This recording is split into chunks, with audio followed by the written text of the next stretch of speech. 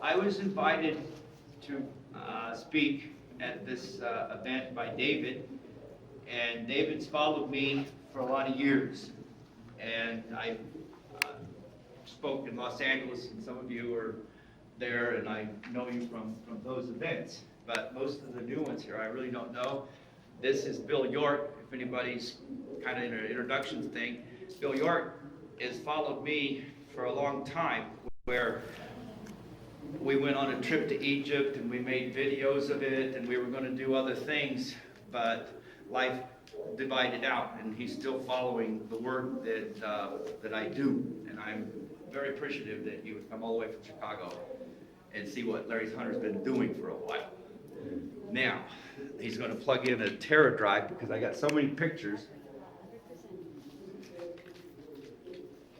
And I kind of wanted to take you also with a television interview that I did with Russia Television. All right? It was funny because they have a fake interviewer. She has the questions, and then I have to sit there and answer these things.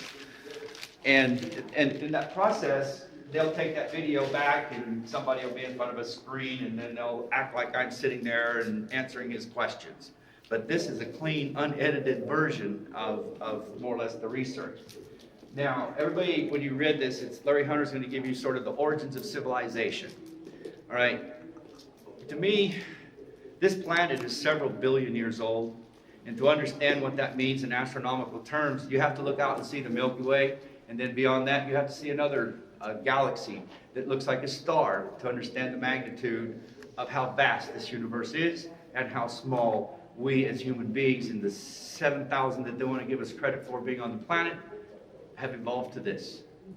I don't agree with that. I understand the influences that have led us to here, but I also understand the story changes with the victor, and history's been so changed that really we don't understand. And it's really a lie. You know, you're taught lies. Khufu did not build the pyramids. Khafre, Menkaura, father, grandson, oh, there's some problem. The grandson has the most money and is the smallest. You start getting into the BS of it all. So, like anything, I went the independent research way. At first, I'm going to do this because I think these bulbs have something, and I want to turn it off until we need it. Power off. Yes. No, that'll save the bulb. No, because I can feel the heat. Do you mind talking like this first? I mean, because we're all into this. Ma'am, can I pull you back into this area here? Because I like to feel the energy of circles for one. Okay. Bring it in and make it small, you know. This stuff is just pictures and the conversations that come from pictures. The real thing to me is when we have something, such as a great pyramid, as a piece of, you got it, the choir lead did this for me, so we'd have speakers and the sound that some of these videos go through. I lost the train of thought here. The thing that for me is that in the early 70s, in that time frame, Jimmy Carter was asking for a little black box idea regarding solar energy, or a new source of, the gas was too expensive, we all stood in lines.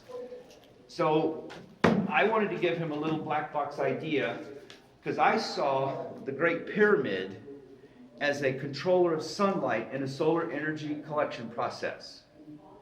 And that sounds easy to say, but what really are behind those words? One, it's a structure.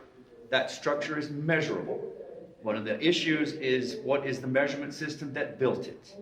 It had to be, if you get into the structure of the pyramid, it encodes all the laws of gravity as it relates to the Earth in its orbit around the sun. And they did that for a reason. Everybody's now seeing 8 sides, they say, to the pyramids. There's not 8 sides, it's 1 side, 2 sides, 3, it's a square. But within that triangle, there are facets. This one and this one, they're canted in such a fashion greatly exaggerated. They are designed to convert straight line data into curve. This is a concave mirror using flat surfaces, way ahead of its time. Now, anybody driving into this city just saw 3 power plants, the big, huge mirror fields all around it. What do you think is controlling those mirrors? And Bill can help me on this one if I'm not telling the truth.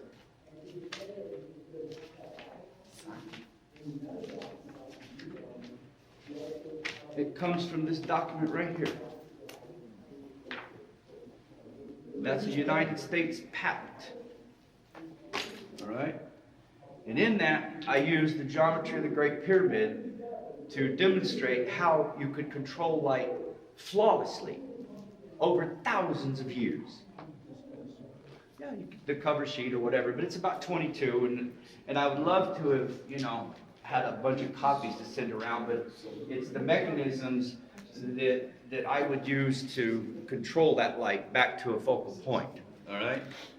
Now, whenever you take that, the reason it's fundamentally simple is because I'm a navigator and I move ships around the world. I know how to mark my latitude, longitude, and I can calculate sun stars because those were the elements that I used to move ships around. Simple stuff to me. But nobody ever said, well, if you use that same thing on the land, you'll know where the sun is, and then you'll know where the reflection is, and if you do the you've got a direct line plugged in to control the power of the sun. They didn't know that before they got a hold of my patents, and that's what's controlling those mirrors out there. They're using my latitude, longitude, position, angle, and you now have a real nice power system. And they're not just there in the desert, they're all around the world now. Hope you're getting a nice royalty statement, everybody. Are you kidding? They steal the stuff, and they say, boy, don't you know what we do? We worry about lawsuits later. Yes, David? Are we taping this event? There's something in front of me, and it's taller than I am, Yes, but It's not streaming. It's recording, not streaming. no, we're not streaming. I don't want to go around the world yet. The Just my test audience. The projector is not working? I've got it off to save the bulb until I need it. Keep it cool. You're going all the way to 5, right? If everybody doesn't fall asleep, and then when we got one here, her husband, I think, is speaking in another room at 5, I'm gonna lose her, so I'm trying to, she says, get the boat out of the way, get the boat out of the Oh, way. Sam is, Yeah, do the boat first. I gotta go watch the booth. All right, No, He'll have the Sam is video. there at the booth. he'll have the video. hey, don't call me tonight, 1 o'clock. Well, you're gonna be over at the, Hard Rock for the, what'd they say, the networking at the end at 10 o'clock? We have a panel, show up at 7 to 9. Yeah, but after that, there was something on your. After that, we have a literature. movie, 10 to 11, and then we go Hard Rock until, That's what I thought, there was a and Hard then Rock I at the sleep end 1 of it. o'clock. So call me before you go, I might go with you. But to me, it's a very serious pursuit to study the Great Pyramid as this device that really is like second to nothing on this planet. The quality of materials that were used, their exact positions. And I just now bumped into this one. It's like Mexico, where they have a pyramid on top of another pyramid because the one under it's older, and they just sort of this. We're starting, J.J. Hurtak, if anybody knows who he is, renowned author in this field. He was saying that the great. All right, thank you. Google Earth is coming up, but we don't have the projector going on. Does anybody use Google Earth? And I'm jumping here because when you like this, it's all over. The I'm going to turn that power back on. I have in my, if I was to do little YouTube movies, all right. Oh, this is it, because I'm getting ready to go up into this and we're going on. Looking at all this for the origins of civilization and seeing this other era period, because years ago, a gentleman in the village of the pyramids told me that a doctor came to him and just said, see those hills on the other side of the cemetery south of the Sphinx, this Jebel Knoll? And he said, that's several billion years old. And I always thought that was a long time, billions and millions really isn't that long, but still millions of years is a long time. Because what we're in, and I'm going to do this one, Humpty Dumpty sat on the wall. Humpty Dumpty had a great fall. All the king's men and all the king's horses couldn't put him back together again. That was the Earth in that 250,000 or million year orbit. got knocked off its axis 65 million years ago, more or less, if geology and the researchers are getting us correct dates. It's an event that's recorded. We can't, I wouldn't say I would write on those numbers, but they say 65, and I'll go from that. That in Honduras, it punched a hole in the iridium. This iridium was a balloon that was all around the planet because before that time, they couldn't count the stars. They couldn't see them. And then in Genesis, we hear, let us count the stars for the first time. You had to have some event that was in place that all of a sudden something changed. And if there's a firmament, the water above, the comet going in and increasing at a tremendous temperature in the core, there's more water under our oceans, if you can believe it, than what we see floating in the oceans today. Well, that comet went and caused that water to raise quickly. And it wasn't something that it rained just that. That was the firmament coming down, mixing new atoms into water, or what was there, gas, and then increased the water levels even higher. But what I wanted to do, because a lot of this, you need some vehicle to help the audience follow what you're doing, because in this subject you can get off in a tangent. You're just like another universe. I wanted to use this because this is symbolic of like what Google does. If we say, take me to Turkey to the boat of Noah, all right? I just have to go on here. I'm going to get to this first because it's like 44 anthills that are sacred tombs in Abydos. But you're not going to get all this in one 3 hours, I tell you. All right. Coming down. Go ahead. You can get him up there. I'm right close to one wood.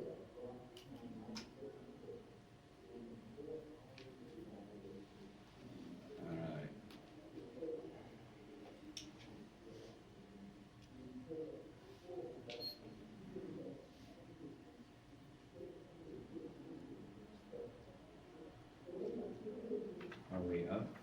The light come on good?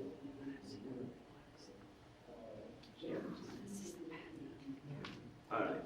We might want to kill the lights if we're going to see Google up on that screen. Can we do that?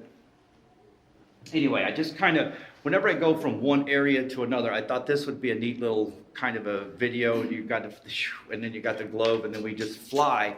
Because with Google, you can go to China, you can go to South America, you can go all over today geologically, and the photographs that are available for you to see, they're phenomenal. But in my file here, I have one called Noah's Ark, and I'm going to click on it, and this thing should take me there, but it didn't. Why? I don't know. He didn't give me the password for the internet. You already logged you on? He did? Yes. Okay, good, then I don't need it. All right, where are you? All right. Let's leave those on.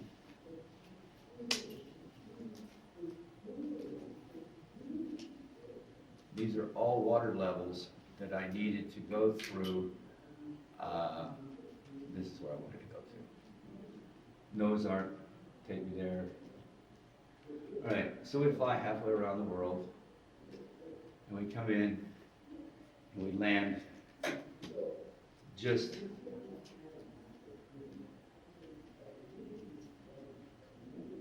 it's looking, if you can see the picture up to the left, that's the museum.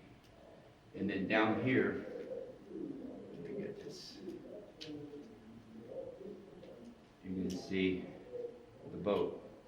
It's right in that area right here. That's the stern coming up to the bow, going back in through there. That's from Google Earth. Right?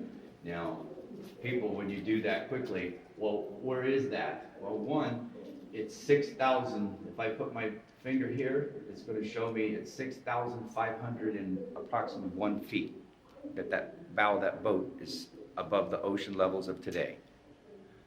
They say that the boat slid down the mountain from a higher, about 7,000 foot, but you can't go much more than that because you'll go on the other side of it. But up at the top of this hill is where the boat was actually sitting, and it just comes sliding down until it got to where you see it. Because it used to be encased in ice in a glacier. Right. The glacier and has and melted. the permafrost up there, Yeah. and there's a stream going by the right side of it and the one on the left, and I had to be very careful just to get across, even to get to the boat, there's that much water still. But what I wanted to bring your attention to on this is that within this boat, if you'll look at this, about right in here, you see where my hand is? There's a gash in the boat right here that moves it here. As it slid down through here, I felt that there was a side motion that pushed the boat onto that rock instead of going on down the mountain.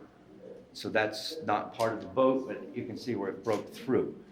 Now, where is that little bag that was up here? Could have been part of the glacier. The baggie, what did I do with it? And you can, feel free, I'm gonna send them, there's 3 pieces. This is pieces of that boat, all right? Now, the curator of the museum up on the hill, they are having a tough time because Armenia is not far from here and the Kurds are in there and this is really not a Turkish area, but it's really, I had a good time. This is a piece of the ark and I didn't want you to have to wait, so that's why I'm jumping in and doing that. You can pass this around and see it, but the wood is not wood anymore. It's now stone. So I ask you, I've got seashells up here. I've got tons of photographs of from the museum that was up there, of the chunks of the petrified wood, the seashells that are all over the place, and this is at 7,000 feet. Now, what happened to the rest of the world when that occurred? That's a good question, because there was a civilization before Noah that had to be destroyed. Where is it? Where are they? Are they not Göbekli Tepe? Is it not every ruined city that we find all around the planet?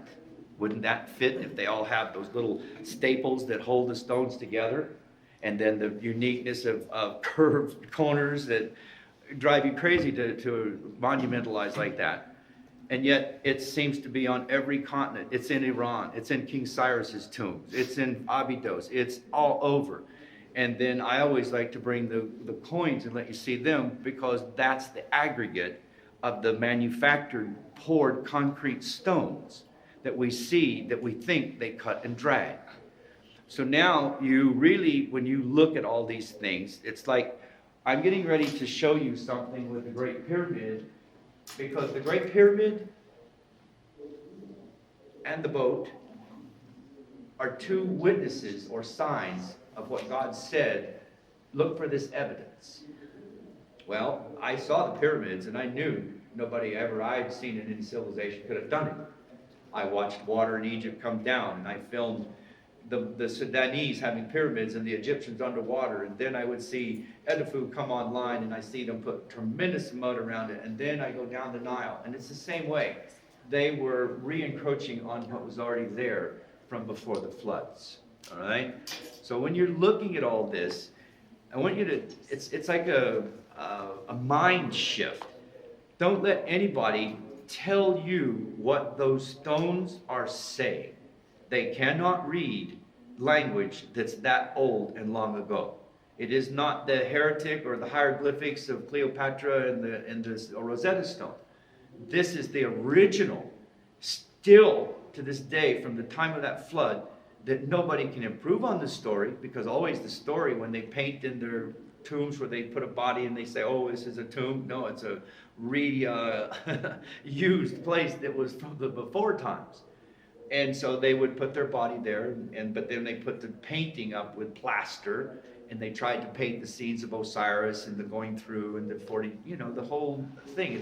It's a facsimile of the same story that they couldn't change because they didn't originate it. It's in stone. And if you see it in stone, that's where the meanings should start to come.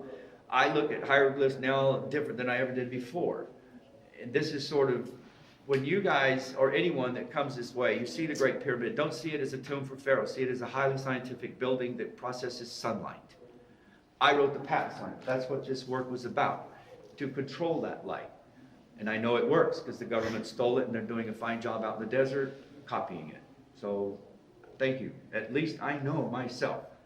So now the journey is to go back into Egypt and get the Egyptians to, as they would say to me from a certain person, Larry, once we open this up, it's going to change the world.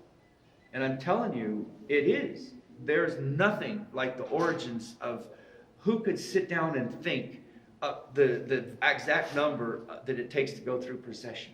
Is that one man waiting 25,000 years to come back to the same point and say, aha, it did? It doesn't make sense.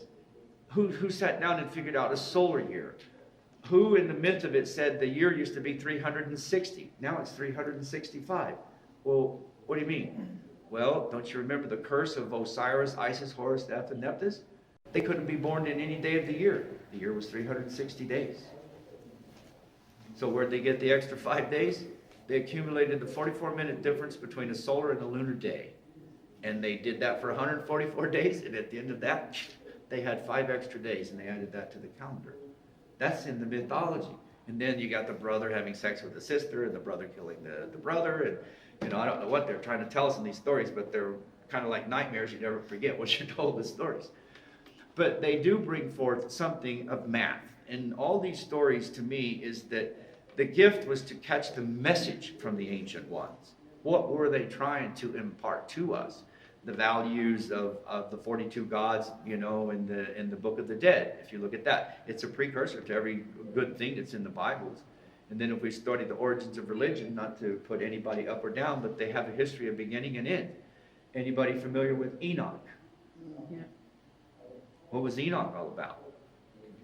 Good question. And he was, when was he here? He was before Noah. And he went to It was God. Noah's grandfather. Yeah, okay.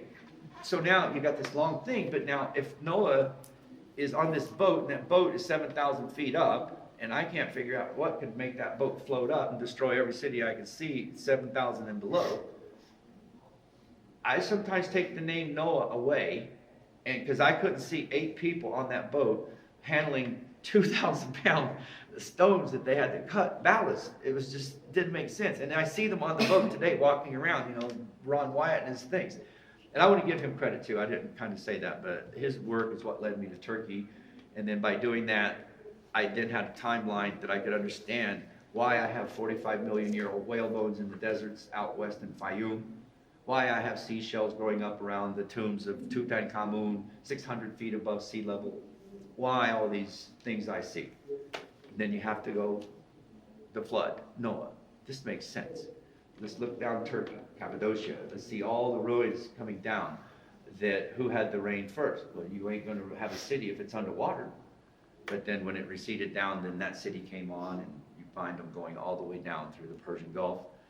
And societies rebirthed, and the Persians were the ones that really had the best laws for governing men, years before what we would say is the Greeks and that. But I would like any questions that anybody in here might have, and I would especially be interested in your inputs, Brian. Well, you just started to touch upon the pyramids, and of course, you could probably talk for 5 hours on the Great Pyramid alone. You mentioned that it was a solar reflector. I think it should be said that the pyramids had these casing stones that were of white quartz crystal, and they were Highly reflective. built, highly reflective, but built in such a way that they're so precise, you can't even put a piece of paper into the seams.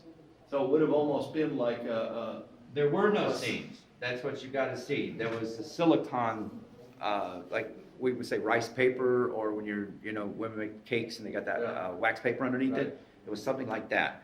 Right. And you can see it. It is just a silicon seal. Yeah. It's the same that was in the bottom of the sockets I showed you, Okay. that glassiest. Right. Yeah.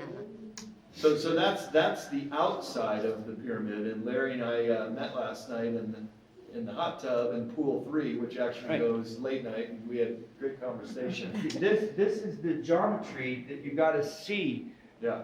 That's in those cracks. Nobody understands that if you play with it like I do, and I'm going to show you this stuff with mirrors in a bit here, but I wanted to go step by step because we're re-looking at something that we never saw the reflective surfaces and what it meant.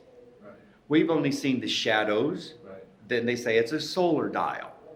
So they built this whole big old place just to see shadows. But I'm going to show you those shadows, and I'm going to show you what causes those shadows.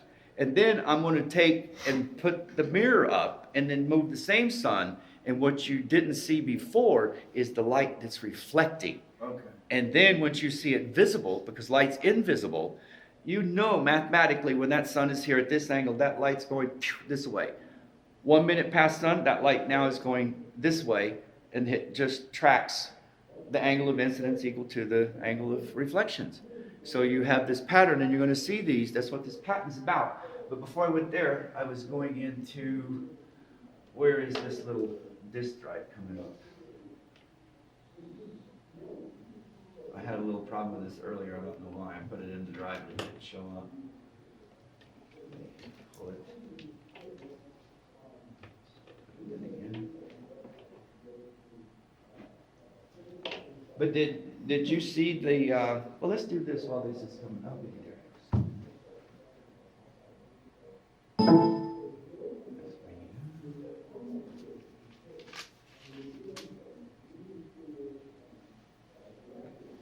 Where should I take you first?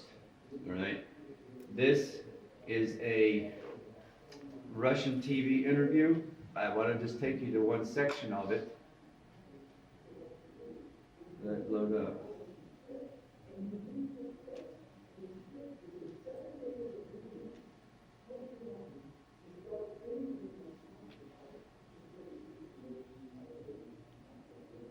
All right.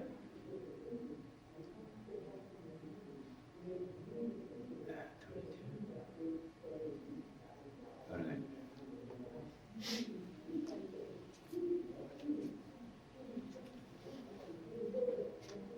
Now, this video is what I'm going to show you here with this particular map that I have of the Giza Plateau. But it takes a second, I guess, to load it up. All right. Now, I don't know if we're going to get sound, but maybe it'll come through. That is a summer solstice, 12 o'clock. Go ahead. What we're now looking at here with the Great Pyramid and the Giza Plateau surrounding it is the reflections of sunlight on summer solstice at 12 o'clock. Every year you get this pattern.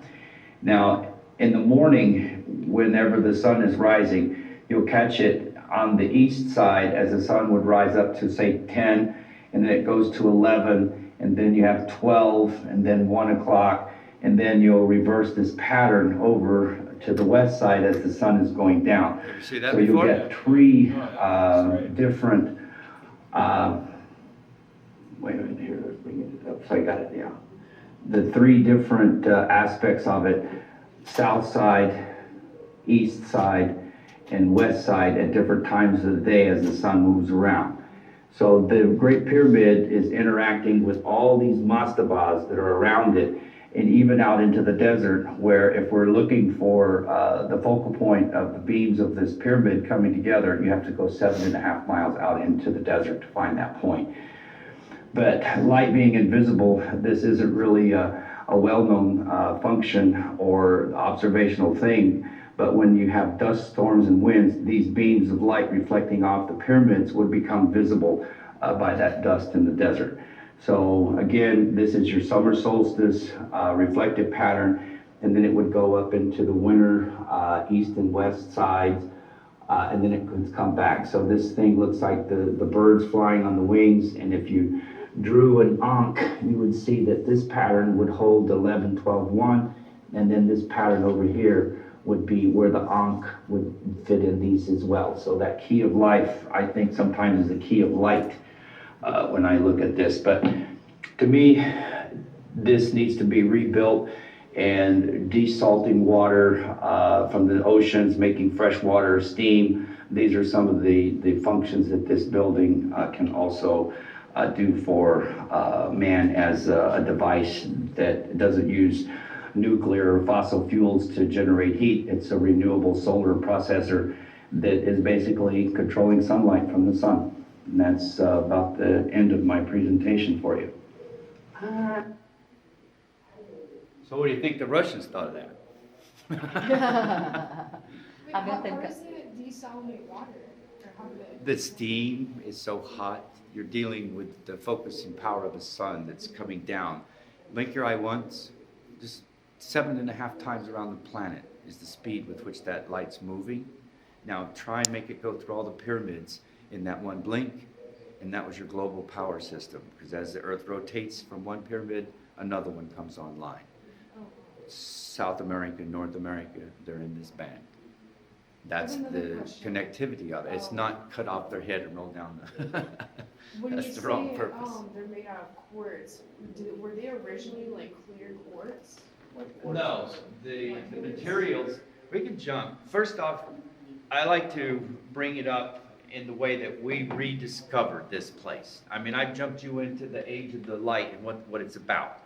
But now, really what you're seeing is a broken machine that because I put those mirrors back, and I did a lot of research by David Davidson, who's a very renowned royal astronomer in the 20s. And he showed all this reflective patterns, but he didn't say, but if you catch it and send it back, that's a solar processor. He just says it will do this and this is why it was built. But utilitarian, it was a power plant processing sunlight. And it did a lot of other things too, that through the piezoelectric, Tesla water underneath, transmission of power through the obelisk systems around the planet as well, you might start to appreciate what this was about. Even when you look at the golden mean, the Fibonacci, you have to look at the lay of the Great Pyramid, the second and the third. But don't stop there. Follow that reverse Fibonacci back to where that little zero spot is, and you'll go to the cemetery, or just below it in a mango orchard. Now I went there, and I think I thought what would be that zero space. There's a temple there that the grave robbers and a bunch of other stuff. It's the Indiana Jones. People do get killed. They jump out of the trees and steal the antiques that they're stealing. It's a real cutthroat business over there. But in those places, they say it's very dangerous. Well, I don't care. I'm not worried about anybody. Because if I want to know, I go and I go. But that place is like one of so many. Nobody understands it yet. And it's just like one blind man and the elephant, you know, and you've got somebody describing, but until you put it all together, you'll miss it. And if you use the Egyptological format, sure they had Pharaoh Khufu Khafre, but they didn't build. They were probably the archaeologist pharaohs of their times. Their capitals shifted all over. It was in Saqqara. It was in one place called Abu Rawash. Why is it up in this place? That's one of the stars of the Orion group. And you go up there and you look at that place, not just the pyramid, but I don't think the rest of them are looking this way. There's a whole complex. And this was the administration for Menes, the first pharaoh of Egypt. And then you go around and you look at, well, what is this doing? And then somebody's building a big building, and I don't have the money to do a cross trench, you know, like they do in an archaeology dig. They were doing this to build a big, huge building. And I saw the mud sections, and it was all around, you know, the whole area. And then you get to the sand, and then he got down. And then I asked him, what's below the clay? He says, well, if we went down any lower than that, they wouldn't give us permits to do what we're doing. So they're building on top of cities that are still buried. And if you look at what I'm saying, and you'll appreciate it. But they have to live somewhere, I guess, and the villages and things are encroached all over it. Right now, they want to tear the village of Nazlet Saman down. You'll see this in the news. It's one of the big things to make it a park. Well, the first road they start coming across, I tell you, this house has 25 mummies underneath because I know I'm pretty much exposed to the families from being there so many years. And they protect these things. And they're not supposed to be able to put roads in if there's antiques there. And I can give you one story, and I have witnesses to this. The Hall of Records is a key pursuit point for a lot of people. Well, sometimes when you're over somewhere doing something, things happen that it's, wow, sounds like exactly where it is. And I went through a dig that went down 20, 30 feet in the living room of someone's home. And then next thing there's a crack, and then you can feel air blowing in your face, and you pour water and you hear steps.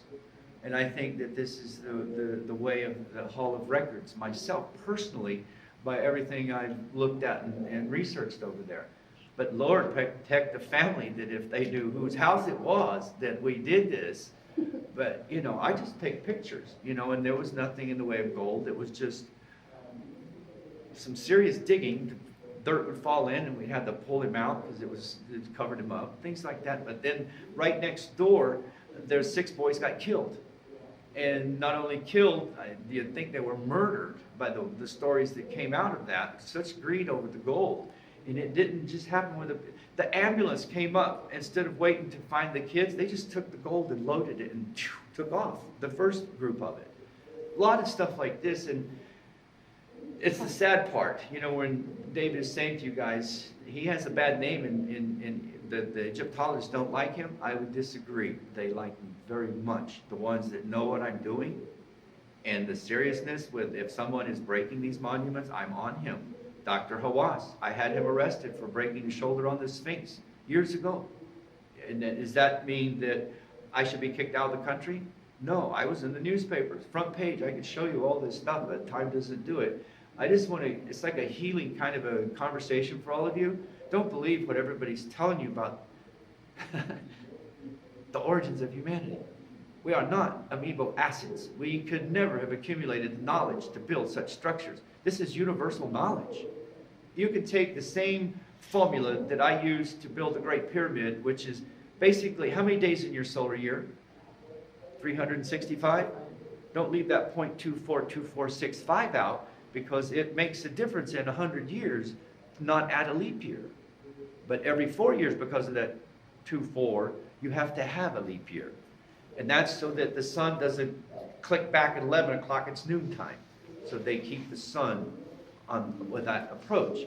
So when you're looking at all that and you see the Great Pyramid, okay, well, on Mars, what's the orbital data of Mars? Take its solar year, divide it by pi, that circle, divide that by 2, and that should give you the height of the pyramids that are necessary to collect sunlight on Mars.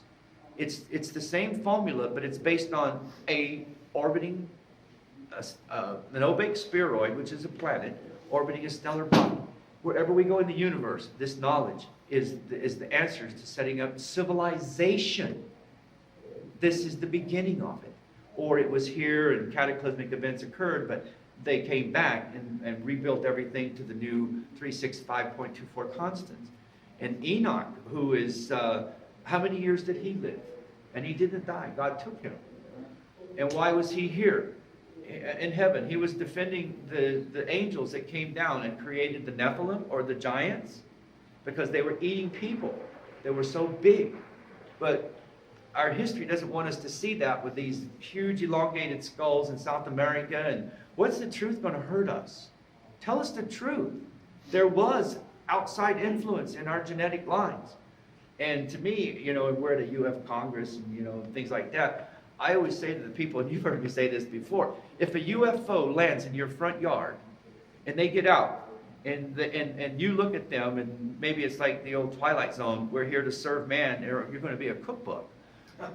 The thing you have to do is that in this cosmic journey of good and bad, there was an angel that got angry at God because God said, you as an angel will bow down to that human. Oh, no way. And that created the rift that's in heaven with what would say the angels and God. Maybe you can, it's religious, I don't know, I'm just giving you the feeling of this. So when this UFO comes down and I look at him, because I think he's like an angel, bow down. And if he don't, I ain't going with him. No way. And not that I want him to bow down to me, but it's just the premises of what God said that you would do. You would bow down. Now, bow down if you're from God in that way, because it's a huge universe out there. Come on, give me some questions. Huh? In service to others, what you're saying are benevolent ETs. If they don't do that, they're probably in service to Exactly, self, to might, the you know. Anunnaki, or that Nephilim side that was the ones that came here and made slaves out of us and messed with our DNA and all of that. Because when they first got here, the daughters walked upright. They were beautiful, and they wanted them, the angels, as far as the human species was. Now when we get to Noah, I like to think of Noah coming up, and if you think every two of animal, no, there are only certain kinds of animals that could be milk, bread, you know, for like dairy products. And the other thing was, they said something in the nature of the frozen blood where the genetics of the human or all the animals was kept like DNA and tubes, and then repopulated whenever all this water went down. So some stories say the earth was replenished from the moon. The moon is hollow. There's cities up there. NASA doesn't tell us the truth. We want to know. All these things should come into the levels of questions now. If the Egyptians didn't build the pyramids, who did? They're there. They have incredible science. Where did they come from? Maybe they're coming back. And when they come back, what's going to happen? These are serious questions that one has to ask when you really get down to the magnitude of what's being presented here. This building is not a tomb, but it is in some way something that even I, who thought, Mr. Engineer, you know everything. This is an opening time. I was in Egypt, and one of my friends, Ahmed Abdurrahman Shire, had been there his whole life, and he's the watchman of the Sphinx. And he's dead now, but he was a good teacher for me. When you see this, I don't know where my flashlights are now. I get emotional in this stuff. I apologize. Yeah. I like that G7 one. Yeah, that's fun. Don't look at these lights, they're very bright.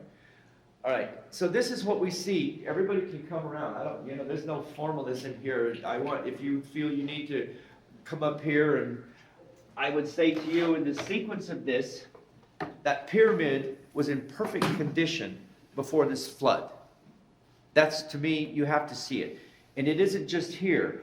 Maybe 7.5 miles, there's a collider like we have in CERN that starts that process and then somehow fires it up toward Alcine over to Heliopolis, and the writings would say it's distributed around the world from there. And if anybody knows where Heliopolis is, it's that big obelisk that's out there. But what I do is, instead of scattering them, you can look at them. What are those? Seashells. What kind of water do the seashells grow in? Salt water? Is the Nile a saltwater river? So this isn't from the Nile that I'm talking about, this water, this growth. This is from an ocean. Yeah, you can bring that up now. All right, but this is for everyone that's in here. A lot of these are around the Giza Plateau. They don't want you to see them. They kind of sweep them, or they bust them. If they're growing on the Sphinx, you'll find busted ones. And the only way you'll notice is when you take a picture underneath and they didn't get the rest of it, because they don't want you to see. I had an argument with a lady. I'm right here, and I'm showing people the sea life, and then my friend, she's a guy. And he says to her, "Be quiet, he's rewriting the history for you." And I looked at her and I said, "Now imagine a mile of water over your head." Because that's what it means if that boat in Turkey, which is in the Quran too for her, it's on Mount Judy in Turkey. So I need that boat to establish a timeline that all this sea life came on top of everything that I see from one end of Egypt and even into Sudan, actually all around the globe. And I don't have that much money, but Google Earth lets me travel and see a lot of things. So by putting the seashells, you have to ask, which is older, the seashells or these monuments? Because if these seashells are dating at 24 or 45 million years, that pyramid has to be older. And that's what I want to keep reinforcing to you, is that pyramid is older than anything you can imagine. And the geometry of its orbit and the precession of this is based on 365 degrees of rotation in a year and over 25,000 years coming back. But when that Anunnaki whack, I call it, occurred and caused the flooding, the destruction of the dinosaurs, and then this reseedingness that I see, the evidence of the boats of Noah, the rocks up here, the seashells. Okay, what is this? But it's fossilized. This is something you would go down to the beach. If you look at that, this thing is long gone. It's something else. But these aren't growing on the Sphinx's temple. They're growing over here. And they're down over there. Where do they come from? This, when you're walking around, you don't see. So then after you got these growing there, then you get pieces like this. What is this? This is And Larry, weren't they found like halfway up the pyramid or something? this last trip on the north side was going up, and I didn't see this before in all my years of going, but I was going slow that day, and all of a sudden I just see this one like that, right on the block, where I would go by and never even see, because you're always in a hurry to talking to everybody, but you go slow, and all of a sudden, what? No way. And that's 4 levels up, and then I had to say to, I was with the director of scientific studies for the Great Pyramid, giving her a tour. Anyway, I was standing here showing her this sea life, and I said, now, for this to be true, what do you have to see? From right here, take your finger and point it up to Alexandria, and you ain't gonna find any land until you get all the way across the other side of the Mediterranean, and you're gonna get Greece or Italy up in there, because that's what that level standing water for this to be right here. And I said, you go all the way over to that mountain range there, and then go all the way up into the deserts and out into the west, and that's where those whales are now sitting in 45 million years, just for this piece to be a true state. So when you really approach it from this way, geology on top of something that you really can't date these stones, but you can say there's events in history that are magnitudes of 240 or more cultures around the world. They say there was a global flood. I'm not talking about ice age suck-ups that lowered the water down and that lets go and we have the Grand Canyon, or, those are nothing that could make a boat float 7,000 feet up in the air. Those are just not done. That is not a tsunami. That's the only thing I can figure when I go back and look. But I used the boat to help me get a timeline, because I knew the science was not Egyptian. No way. And then, so, anywhere we do with the pyramids now. Right. But these little things where I say the seashells, and this is the material that they use to pour. That's a disconnect piece that's broken off whenever they were pouring some form. Can they let you out in the country with it? I have, They don't see I'm this well as an protected over antique. there, and people want me to be successful. This scientist director, after I left, I told her about the secret room at the bottom of the pyramid, and it's something that they keep secret. She went and she confirmed it. She said yes, and she says you have a very important book to write. But she can't say that over there. They'll lose their jobs because of the system. And I was in the car, we were going to a boat, anyway. And I said to her, you can't say these things, that it's this old and this and this. She says, yeah, I know. And I go, but I can't. She goes, yeah, because I'm from the West. And it's someone from the West that will explain to them what this stuff is about. And I'm telling you, you got 3 power plants out there that if you look at that, take the pyramid away and put a tower, put some mirrors around it, calculate the suns, and then control those mirrors. That's giving Las Vegas power. Those 3 power plants. So what's the megawatts on them? They're low. But now if you took those mirrors and you put them mobile and you were in the field of reflections, you ain't putting 1,800 mirrors, you're only using 4. And they're riding in the fields of reflection. Because right now, when you look at the pyramid without what I was showing you in the light, is that this is, you have to know, is north. Now, we're in this building, does anybody know where north is? That way, it said. Oh, I'm gonna back up, I'm gonna ask the From thing. here? All right, now, yeah, this is what you would have to do. If you were going to build this, you would have to put it, north would be more here. The building is north and south, yeah. All right, now, this would tell you, this is the east, that's the west, just when you look at the pyramid and you see what's going on here. Now, in the mornings, when the sun comes up, you're gonna see, let me bring that down, the shadows. Lee, you can kill the lights on this one now. And I had another little pyramid, where'd it go, a little glass one? It's Yeah. underneath It's underneath there, right? underneath No, but they're stacked. A little, no, not that one. Okay. The little one. Behind the laptop. Here, Ah, yeah, this gives me my shadows. All right. Is he still trying to live stream this with this thing up here? when it's down on the floor? He told me that the live stream, he wasn't doing it, and that's why I didn't mind telling you guys all my Okay. secrets, because Okay. this is what I'm gonna write my books about. and you don't want a lot of plagiarism. I know right now if you watch an Ancient Aliens, they're all over Noah and the flood, but they're giving you 12,000 years and dates like this. Anyway. It's not really about the dates, it's that it happened. Yeah. And it's real. But the dates help us to And all know. cultures have the story. Yeah, but nobody can get close to the date. Now, you see every time you see the aerial pictures of they're always the shadows, right? Now, if I want to come over here, I've got to have this, the sun will make me be in that position to create that shadow on the north side of the pyramid. That's a given. So you can know what day and time that was just by that shadow. But what they don't really show you, what those 8 little panels do, and I don't have them in this isn't easy to make, is that if I am the summer, 12 o'clock, straight south, the lowest depressed ray, if it was directly overhead, which is the equator, or this is 29, almost 30 degrees, the sun only comes up to 23 by Tropic of Cancer. So that's why you have this pattern. So this pattern, you want to go out here and look at those buildings and see, I say in the afternoon, what would this curve, let me make the light, it's going around, but right in here there's a curve, right? I always felt that light after noontime, and when it's going around like that, was being processed through those parts of the structures.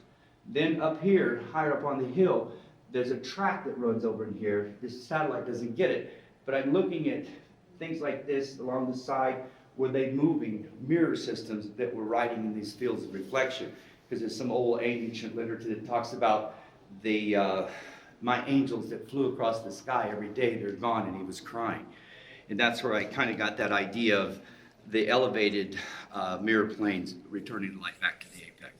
But this is something, what you're looking at, that is, for how many thousands of years they didn't know those 2 panels, the 25 air flight? It took from 25 to 2004 for me to write the patent that tells you that that particle is going this way, that way. There's 2 image parallelograms on that building that are greater than 51.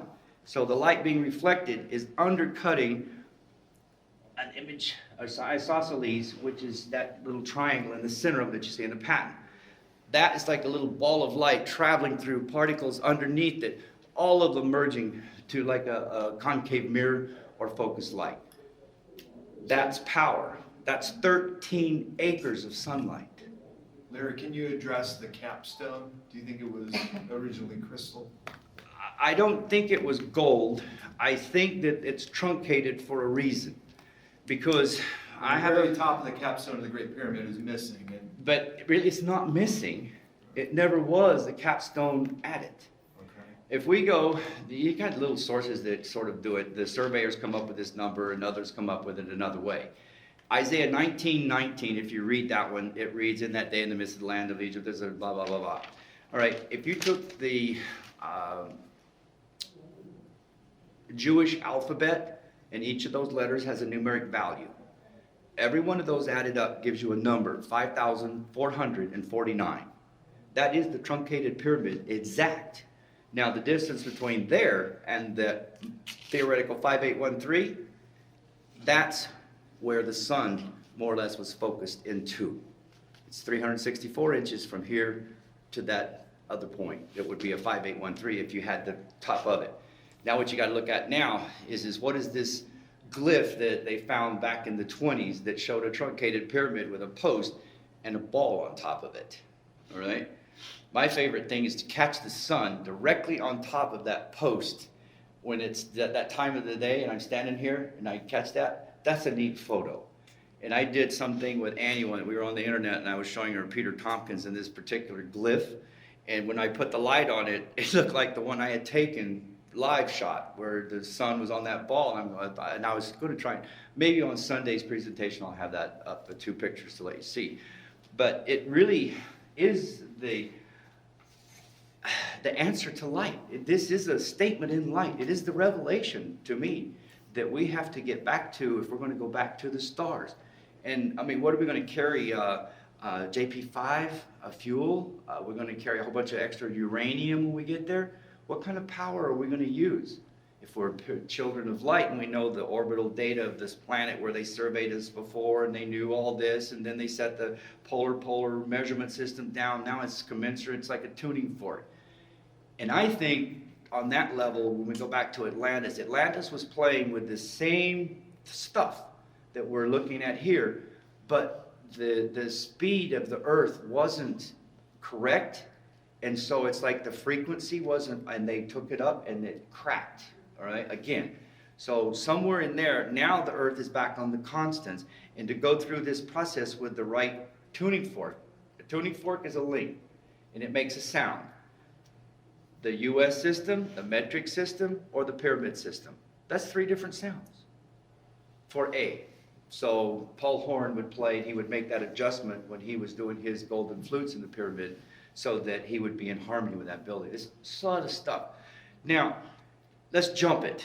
Not only is it power, and what is its source, it is, in the sense, the Great Pyramid is the star Alnitak in the Orion constellation. Everybody's familiar with Robert Bauval's work? All right, Robert Bauval makes a mistake. He shifts his whole thing and he calls a pyramid out in Zawiya the wrong star.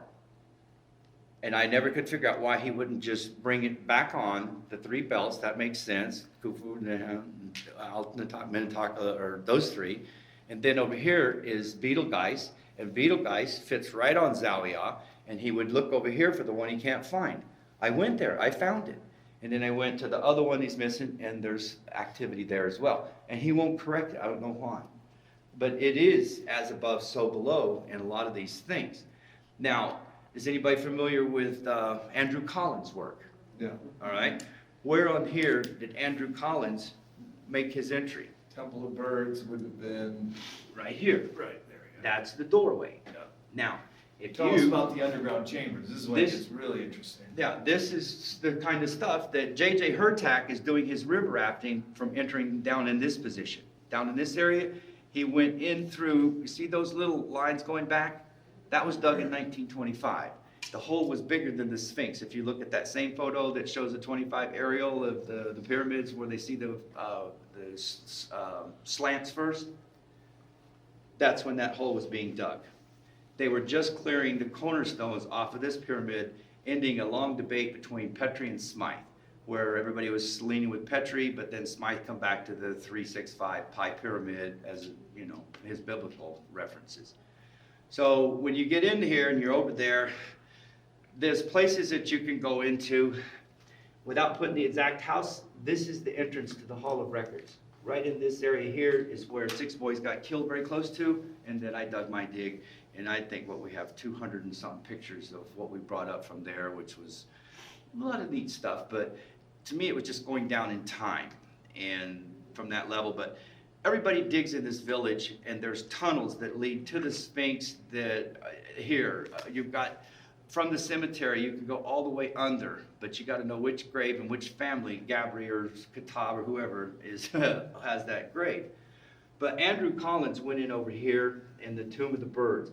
He went back into the back of it. There was a mud wall here. He busted through, or it was busted. And then he went into what was a bat cave, full of bat spiders, nasty place. I wouldn't want to go. All right, when he went in here, Hawass then went in and cleared the sand down and dug 2 shafts that were just filled with sand. And those 2 shafts on both sides of that door go straight back to the dome of that Aida. And then I think from straight to Aida is a straight line to the head of the Sphinx. But underneath all of this, if I was to show you, this is 300, 240 down, I can show you the water as it would come back to 200 feet. But this area here was high. So the Egyptians, mud hunglers and builders, built mud all over this. And then you come onto this side of the village and you do carbon. This mud's way older than this mud because this was still underwater until that receded. But they could live up here. When you take this approach and you're looking at it geologically and that these things are not tombs. If you look at these little things here, and if you had a solar collector popping up from each one of those, and that sun is what are these things out here if you turn them into solar apparatuses? And then you got slots that are narrow focused that have concrete going like this and like that, and you're into optics. It's like, we need to study this more carefully than it just being a tomb for Pharaoh, and it's for the vanity of Egypt's tourism of get your camel and go for a ride and just go, ooh, wow, how big. No, this can be downscaled. To me, it's so easy. All you do is you got 4 sides. That's the length of them is a circle divided by pi. That's the circumference, then the radius, and that's the height. And that's a pi pyramid at any size. So if you want to do this in desalt water, or you're on the coast and run water in, why not? While you have the diagram down here, why don't you show people the Fibonacci spiral? It'll come up off of a bigger one, but it would go through here, around, and go all the way into a mango orchard. And the mango orchard is where I have one of my keystones, and then I have that little man that, I don't know, you remember the little man? That's the little man that 3:30, showed wow. you the picture We got a of lot earlier. covered here. We're all over the boards. You did. Is it making coherent sense, sort of rambling this way for you? Because if you got It's good. some aspect of a question, jump in, because, I mean, this is 40 years for me, and I'm trying to make it simple for you guys. And I know you know the coins and things that these things are made out of, but if you could look at this, for the ones that have seen those coins, this is how small they go down to. They are little bitty things up to the size of a silver dollar. Where's the bag? There's those. Oh, yeah. That's the same thing as in here. But they were manufactured because these are measurable, and there's none in between the sizes that you find when you look at this aggregate around the pyramid. Are they like limestone? It's polymer. It's the same stuff that more or less your false teeth are made out of. Silicons and stuff like that. But go. My thing now is I wanted to travel from one end to Egypt to the other. So I took a trip down the Nile on the boats. And a problem I was having here was getting this disk drive to. And you never got the turkey one to play. We did it at the house before I left, or the World War II room. It worked. But these are little jars full of the aggregates and stuff that we had a little bit more room to set it up. 3:30, 2, 3. All right, we're only an hour and 20 minutes in. Is everybody bored, or you want more? I have a question. I've been studying the Great Flood and all that for a while. So the 11,000 years ago thing is completely false. It's, like Great Way Flood, older, isn't God and it? all them, or was there like 2 separate floods? Here. Now we're at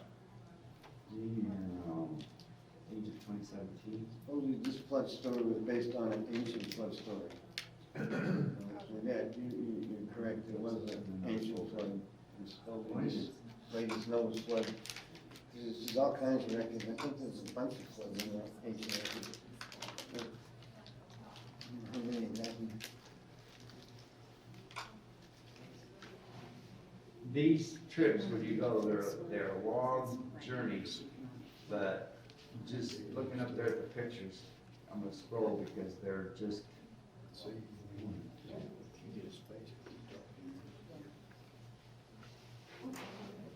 Some of the things along the way. All right.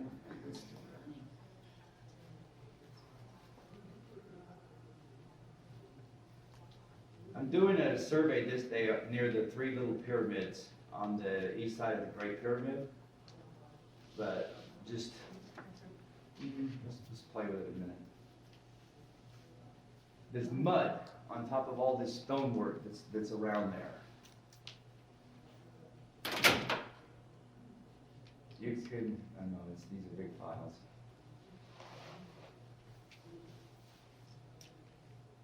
Now, you see all these coins, little coins that are mixed in with this stuff? They're just not coming up so clear for you in this picture.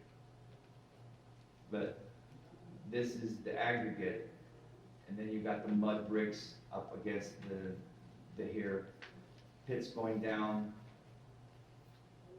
pretty good distance. What's down below, I don't know, ventilation, but this is all the activity that you would see. When you go, you wanna see the bottom of these buildings, and then the evolution I'm looking at is on top, I always find mud. If you're looking at, on the side here, this is what the casing stones would look like on the Great Pyramid. They would go way back in, just that one section is angled off, but that's a really level, flat foundation that pyramid is sitting on. The ones on the outside edge, let me see it right in here, this is the limestone that's like marble, and then these stones in here are the ones that are made with the coins. And it's something that you will see both sides. This is the Great Pyramid here, and this is 1, 2, and 3. And then let's just kind of go look into it. Look at the complexities of these stones when they are socketing in. This one is over here, that's one piece down, perfectly sits in. This is all water worn, and then when you see back so far, then it goes into this rougher one. And I think that sometimes they put these down and then backfill as an insulator. It's just a feeling that I had. But this is, doesn't that look like cement work to you? Yeah. And this is the same as the pyramids, but these are the 3 smaller ones. A lot of people don't get to walk around. But me, now, when you got one pyramid, uh-oh, I didn't get power. Where's my power bag? Little black one that has the, Oh, and then I need electricity too.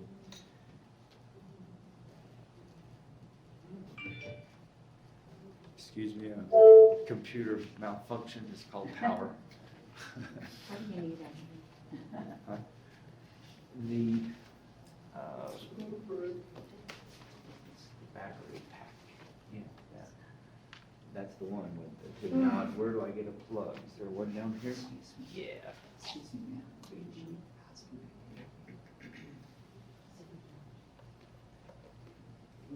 I wish that was HDMI, the cable, the projector, so I think he's gonna be. That's the only. Come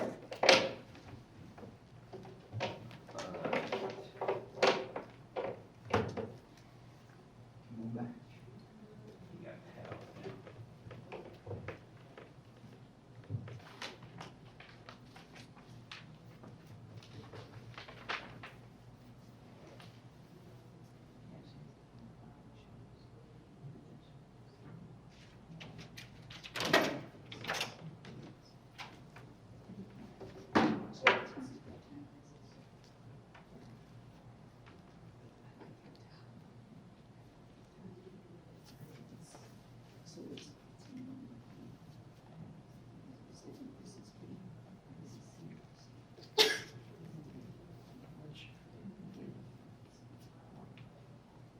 Yeah, bring it back up and we'll reboot it and it'll come up.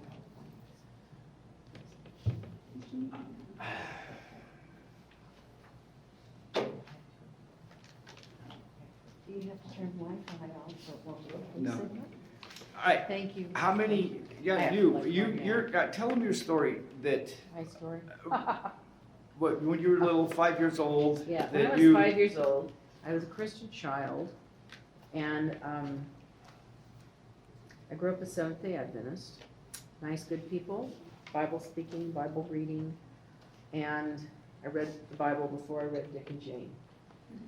Anyway, I had angels save my life from drowning 3 times when I was 5 and 12 and 18. Anyway, they speak to me, they're in my life, they guide me. Anyhow, when I was 5, I was also being molested.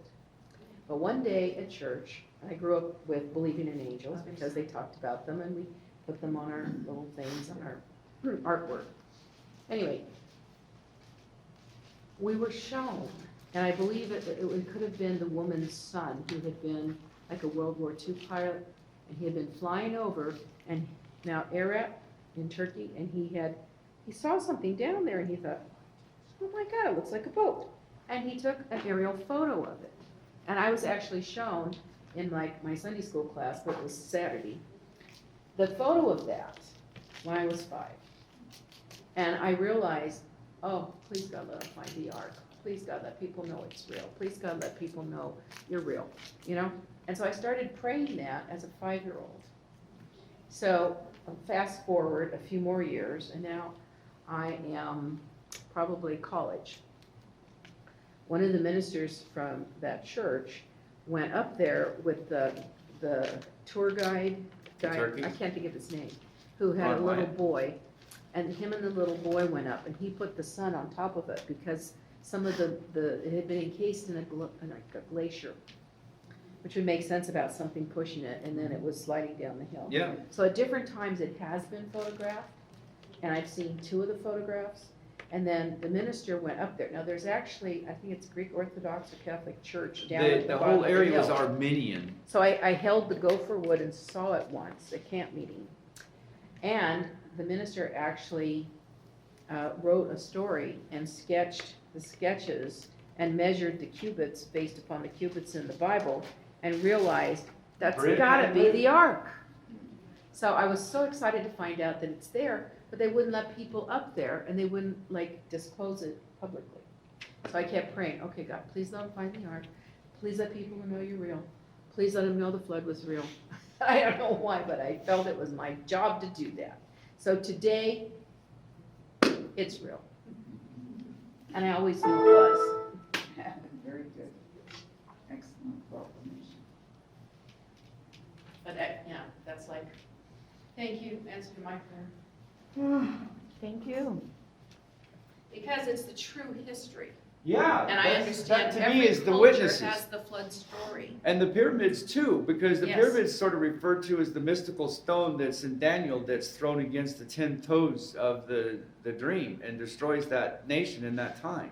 Yeah. And that to me is what this dimensional shift is.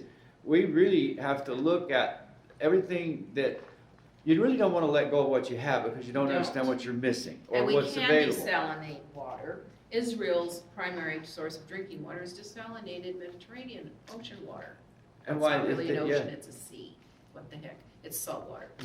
But anyway, and we went this summer to the Dead Sea, to the Sea of Galilee, by the Mediterranean, and we were in 5 different countries.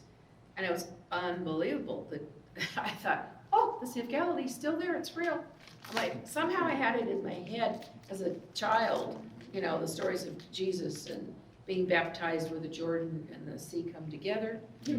So we went to that spot, you can actually be baptized there, it was amazing. And they'd give you holy water from there and put it in little bottles for you to anoint yourself. Well, And when it's like, these things are still there, they're still real, but they're now shrinking. Some of the water is evaporating, and I'll bet you, when it gets down to a certain level, some of these things are gonna come up. yeah, but And now we're gonna when you want more to and see more the Sea of things Galilee, revealed from the earth. put the water level at 900 feet, because this is how I look at everything now. I Yeah. just flood. I could go in up from out in the Mediterranean through an inlet, and then I had the Sea of Galilee, and I could go all the way down and go out the Dead Sea where Moses crossed going into Saudi, and then head right out to Yemen and around. Yeah, we looked from Israel over to Lebanon and could see over, you know, where Saudi Arabia would be. Yeah. It's like that Mediterranean is huge, but I hadn't thought of it until you talked about it. When you raise those that- water levels, That could have been the you leftovers start- of the flood. yes. It's like, yeah, how exciting. That's how when you start looking at this differently than you had before, you're gonna, it's like, I just want to give you the theory. Yeah. And now with theory, put water, see it. Is this civilization before this one? It couldn't be. This one's underwater. That's the first tale of it. That would just be logical, Larry. But they don't want that. That's why Scientists are not logical. Enjoy your presentation with your husband. All right, yeah, I was, because there's not that many here in the subjects like she just left and your friend just left, but I'm glad that that's why I want you guys to ask questions now.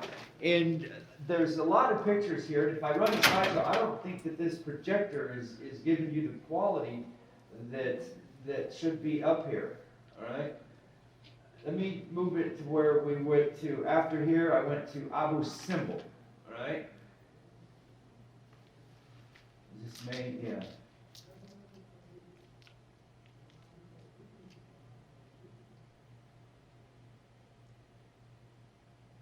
right here, just so you can see if it comes up. See, this is the seashells growing on the blocks. They're all over the place. And when you're walking by and you see it, best thing, take a picture. Because you're not going to remember where they all are, but they are all over the Giza Plateau. There's another one. Sir, I have a question. You see, he's pointing up to it right here. Larry. She has a question. I have a question. You said when the flood came and covered the pyramids, so the seashells would be made, period. How many millions of years ago? Well, the millions, I don't like to use numbers that I can't say I went to the university and I figured it out, but you're going by the time of the destruction of the dinosaurs. Something happened on the planet that knocked it off its axes. Is that when the flood came? That's when because I have to go to the boat of Noah, and if I got whales in the deserts of Egypt, and that water is done come down, and they lock in at 200 feet, Okay. they're 45 million years old, and these whales have feet. Oh. Yeah, they're not just regular whales. Oh. Now, they were swimming by until that water got down, there's a little land bridge, and they got locked out into the deserts. Most of them, not all of them had the little feet. And Noah's Ark. And no, this is Egypt with the dinosaurs and the whales. This is 45 million geological, they give you that time.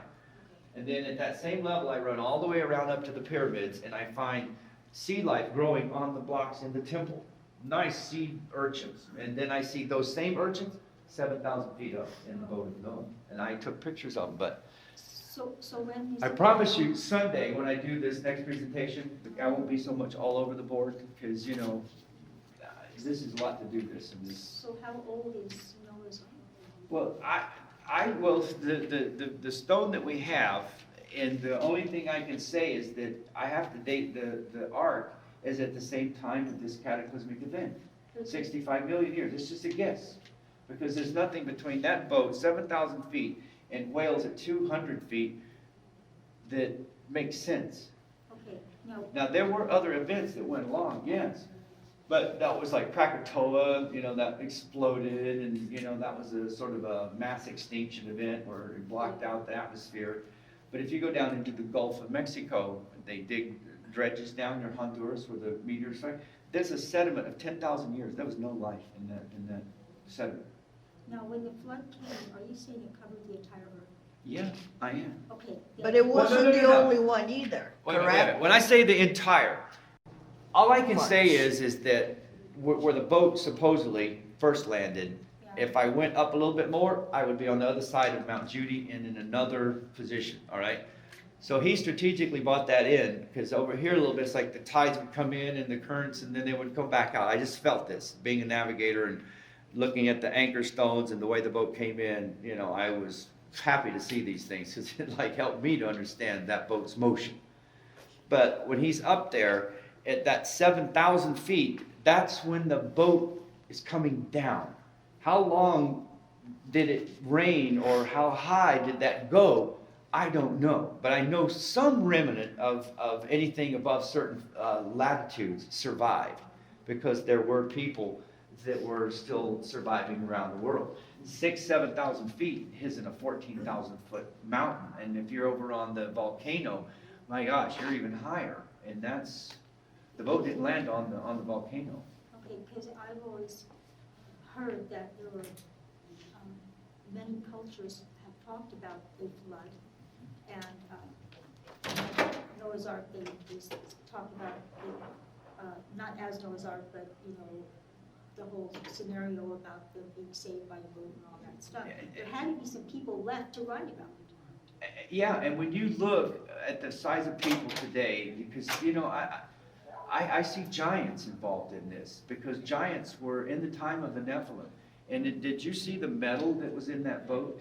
When I passed all those little pieces of ironwood around, there's a piece of metal that held the beams together. It's like a drill bar through it, bam! And they made rivets, more or less, out of it. Now, those rivets, as old as that boat is, aren't rusted. Yeah. What kind of science or metallurgy do they have? that they could even build a boat 500 and something feet long out of wood and hold it together with technology and metal that's just as superior to what we have today. Yeah, of course, they have the trees around. So you just say sometimes to avoid the argument, all I know is this is a boat, and it is 7 or so thousand feet above sea level, and it has the same linear lengths as what's described in literature as the boat of Noah. Now, whether that's the boat, I don't know. I just know it's a boat. And for that boat to get there, that water had to be that level. That way I don't get into arguments with anybody. It's just a boat. If you want to say it's Noah's boat, go ahead. But for a boat to be at that level, I had to see the world under that much water. That's you can't have it any other way. It's that statement of, if I got seashells growing on the pyramid, that's level salt water. That's going all around the planet. The Do same you level. think Noah was a giant? I do. Ah. He was tall, anyway. Okay.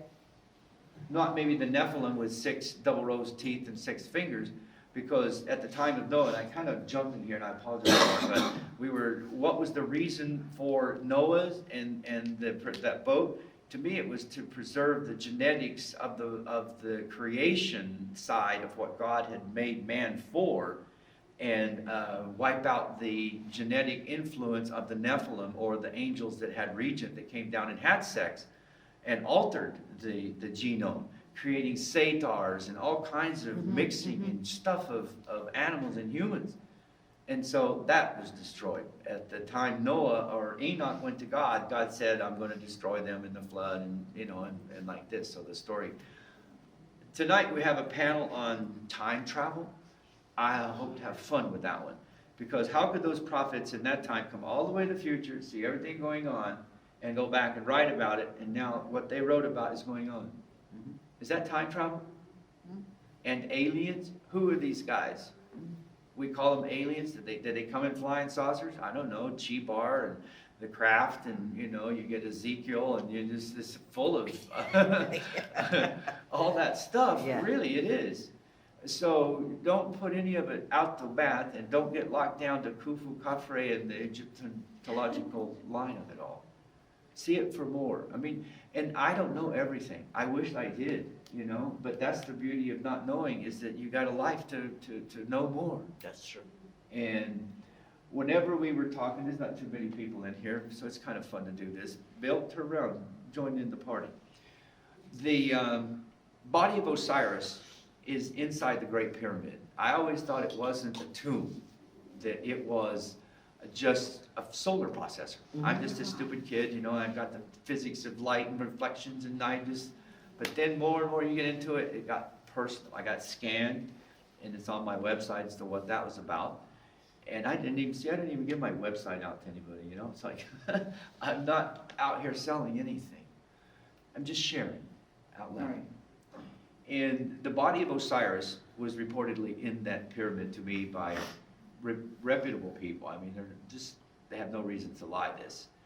And part of it came down is that the body of Osiris looks just like me, all right? And I had to deal with that, because I had a drill and a bunch of other stuff ready to go and cut a lock so I could go in and photograph the secret room that they say didn't exist. I was tired of hearing, no, no, no, no. I'm going to show you it's there. Let's go take our photos. But then it got personal. And so I backed down, and then I followed this line for a bit. And I had no idea who Osiris really was or anything, because I was just only in the geometry of science of light and pyramids.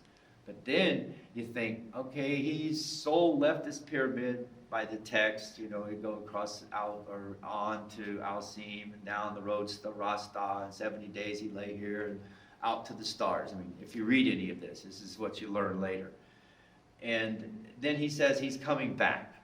Well, I play with the ideas of leaving one and coming back two. All right, now, I'm a straw, just like the pyramid, and I can look up that hole, and if that star crosses the sky every day, well, it doesn't, we're going this way, right?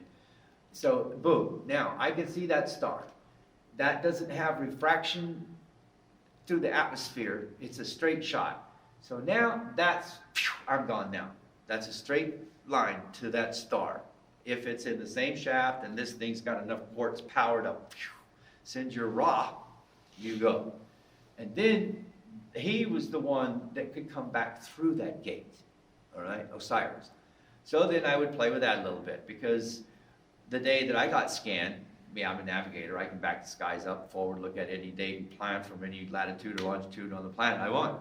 But I wanted to know Egypt's pyramid, where was the Orion constellation when I got scanned, all right?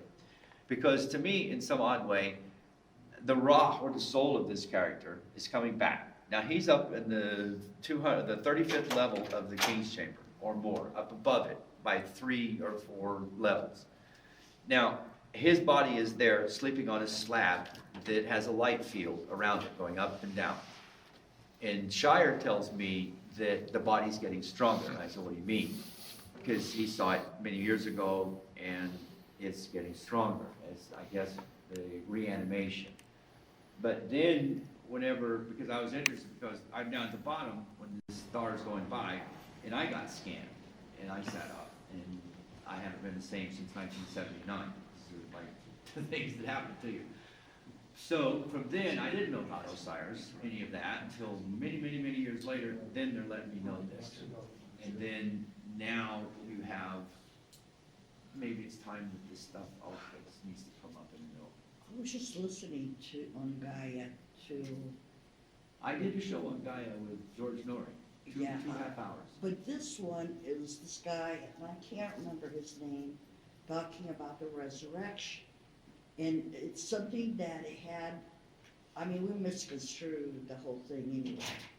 And the way that he was proposing is that when it gets like to 112 hertz, we basically go in silence. And I guess, and when they talk about the rainbow body and everything else, it's I know, out it's here. sometimes hard to get through it. Talk about Wade Henry.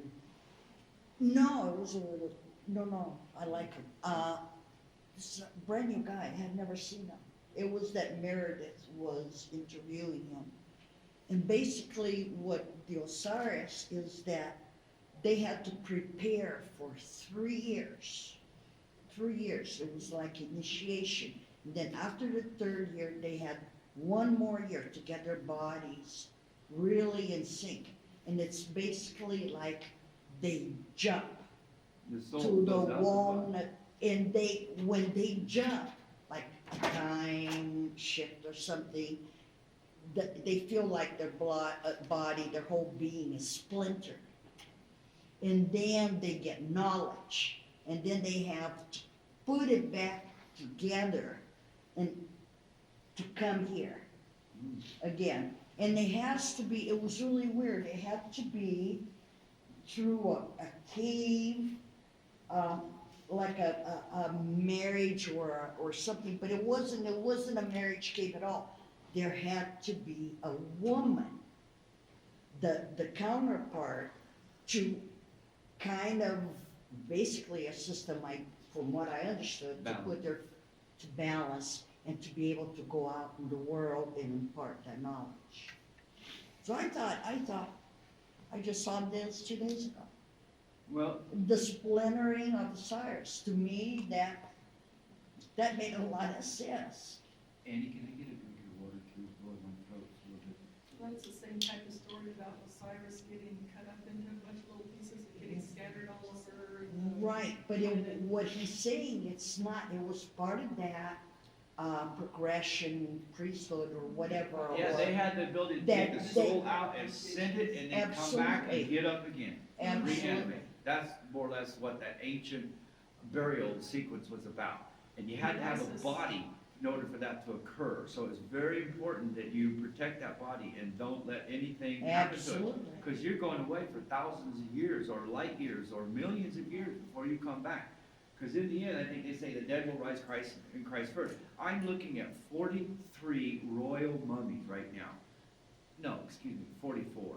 Because when I was there, and I showed this guy these ant hills that are out behind Abydos, which is the Osirian and all that, it's really a special place. And I told him, I says, because they were following me over here, I'm looking at some bigger tombs. And then he says to me, Larry, there's not 43 of them up there, there's 44. And I said, well, God, I missed one. And then he says, and they're royal tombs. Now, royal tombs are the ones where those bodies are pre-dynastic. It goes back for those. Because when you look at the Valley of the Kings, and you look at Cappadocia, you look at any of these ruins around the world where they have underground cities, and you can't figure out how they carved all this, they didn't, they poured it. They would bang it out and fabricate everything that you see down through there. Molds like, is that what you're Yeah, and talking you'll see about? That's parts of why rocks they have broken the, off, and Yeah, yeah. it's like the Flintstones, but Yeah. in Turkey. But you gotta follow all that and see what's happened before history. Now, when we're looking at these 44, what's that gonna do for Egypt? Now, you know Google Earth, you use it? Sometimes the new satellite comes up and you Can't see see the changes. Antarctica though, so. Right, but with this area, if I back the satellites up to say a year ago, Uh-huh. you don't see any roads around anything up in this area, because it's up on the cliffs.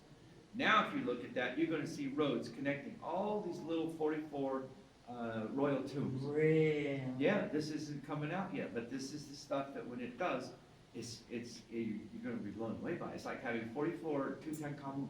I was stripping them first. This is what I think, you know. because Yeah. I'm watching. Absolutely. But I know the curators and the leaders of the museums, and they meet me and they give me personal tours, and so I feel comfortable going over there. I sit with generals and they'll look at me and, man, you got the equivalent of a PhD in your head. Mm. And I'm a doctor in the sense, I wrote a patent. A patent is something that nobody's ever written really before. That's why you're able to patent it. But uniquely me, I patented the Great Pyramid and its geometry. It's the only answer to control sunlight. And you can't do it any other way. And the government steals it. Yeah. Yeah. And you know that. And builds into solar energy windmills. Wind energy. But I don't know why people won't There come was, up. I mean, I live in Las Vegas, and every time I went to LA, I kept on seeing those things, and I kept on taking pictures and sending to all my friends, and I said, what the hell is the government doing? What are they gonna be doing here in the middle of nowhere?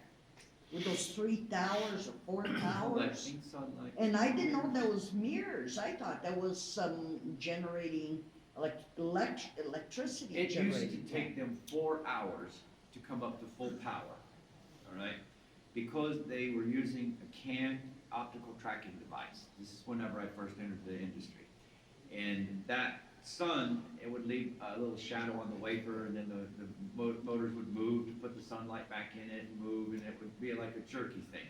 Well, if a cloud came over and then they couldn't find it again, or all of a sudden they're tracking clouds, what you had was super hot steam that just now cooled it down because of the vacuums, and they couldn't coordinate all these mirrors. So they had to call in Bechtel, which is the nuclear regulatory for all the piping and nuclear plants, to tighten it up for them. But then the thing that came is that all of a sudden, Martin Marietta can come up to full power 32 minutes after sunrise. And the rest of the country, or all these power, can't do it for at least 4 hours. Really? So what did they do that allowed them to, 32 minutes from sunrise, start getting full power? Using your system. Calculating the sun's position instead of using optical tracking. It's like, Captain, give me a fix. Okay, Captain, your latitude and longitude is this. From that, I can know where the sun is, the moon, the stars. And that's what I did. I just said, calculate your tower. You will now know every minute from sunrise to sunset for 4 years. Loop the program. You don't have to do any more calculations. It's a can. And it's flawless. And they took it. And then I tried to sue them, and my company that tried to sue them, I guess, really took a kicking from the government, because all of a sudden they dropped 7 patents of mine around the world.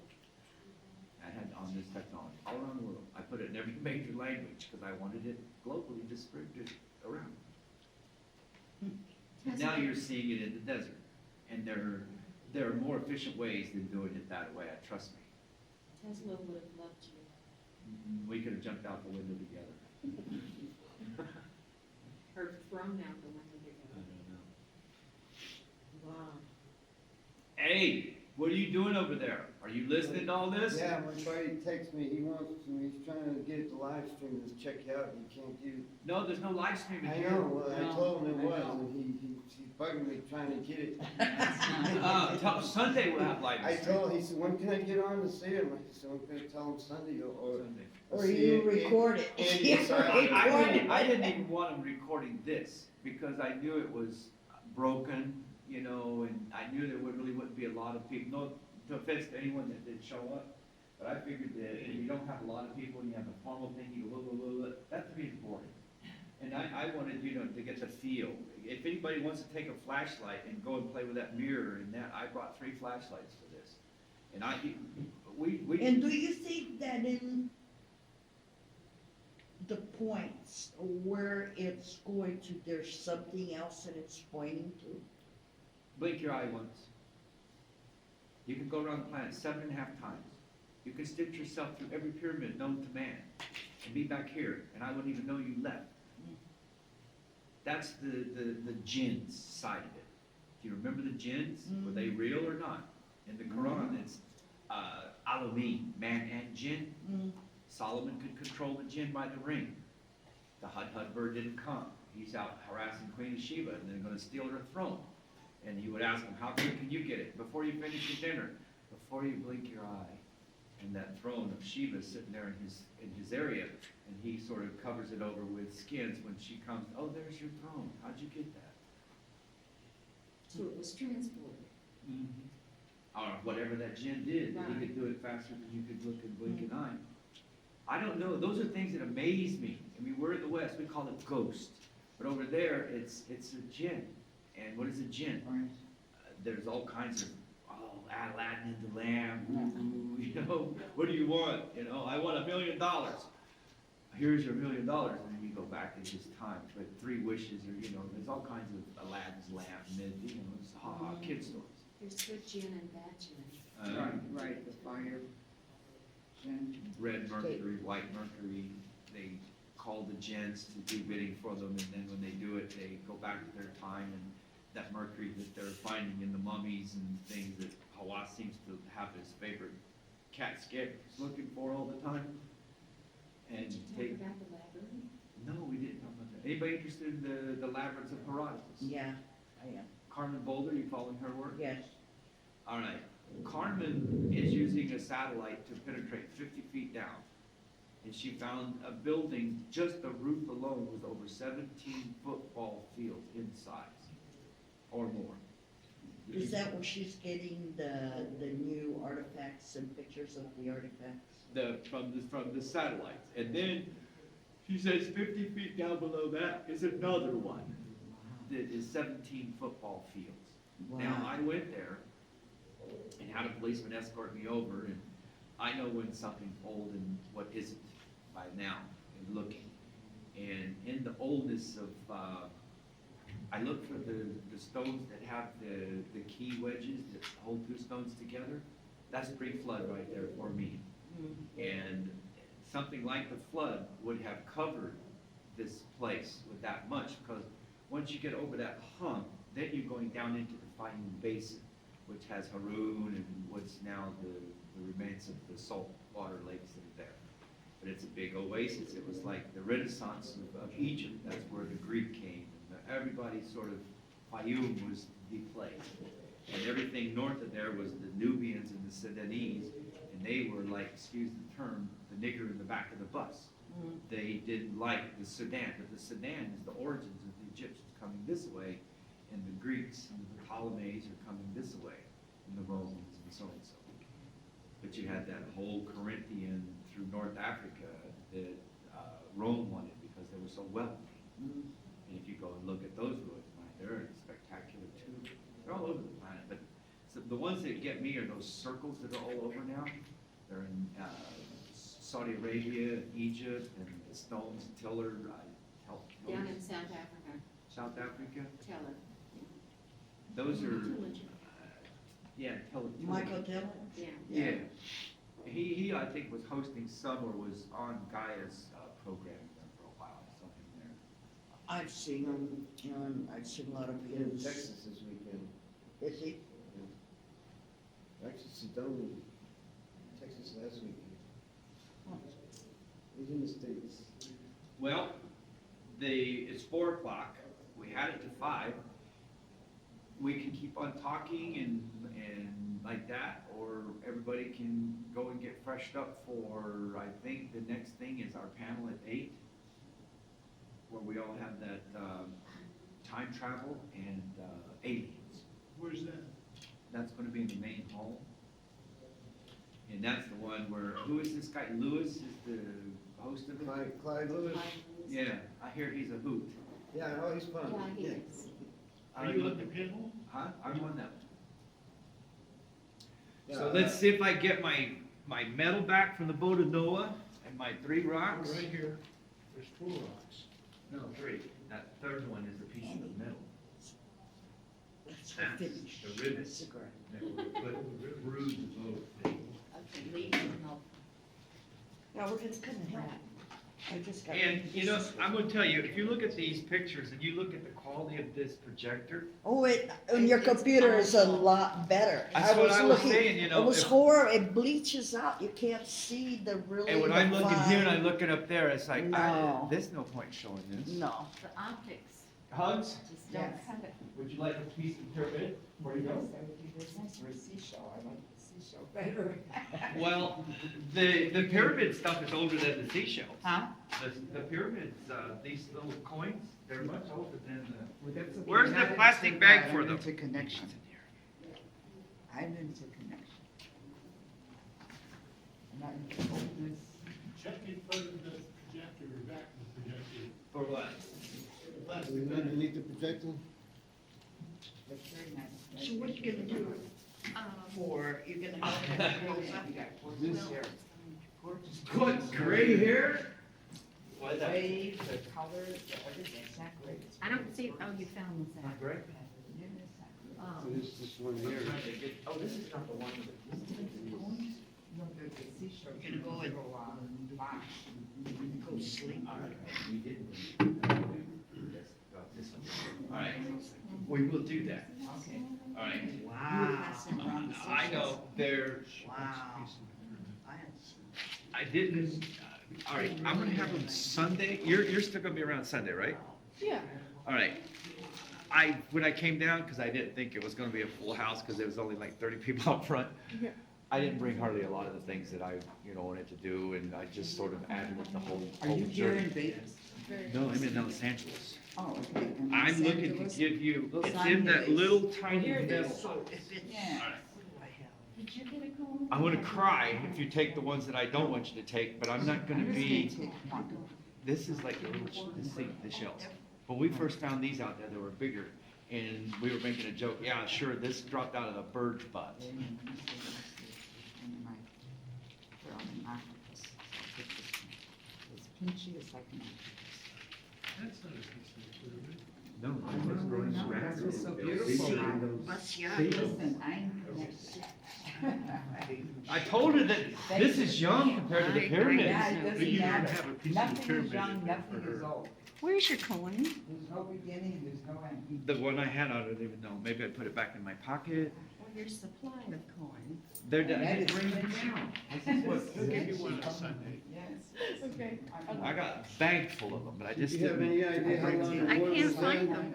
What? Do you have any idea how long the water was there for them to be able to attach to the pyramids? Salamander.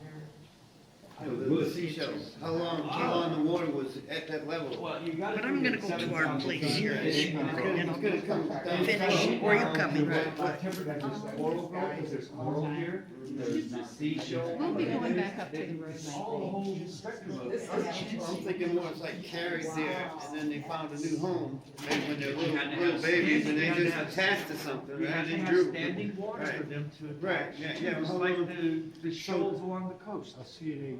You gonna be back for that one? It's gonna be a fun one. That's what I wanna have fun with. Is there something you want me to take to the room? Bill, am I hopeless? Huh? Am I hopeless? Where's the UFO? He's just all over the place. Well, I'm thinking you could have a I'm big, gonna give you a big script one for at the next top, time. and just kept falling on top of it. I'll see you at the room, that's got the UFO. But see, I want you to sit, listen to those